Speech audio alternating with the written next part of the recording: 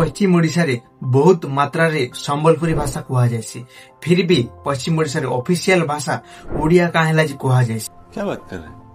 एटा जानबार आगु आमे फास्ट जानि देमा जे पश्चिम ओडिशा बा कोसलांचल ओडिशा प्रदेश संगे केभे मेसी थिला जे जेते बेले 1 एप्रिल 1936 मसिया रे ओडिशा भाषा भित्तिक नेगिना स्वतंत्र प्रदेश भाबे गठन हेतिला।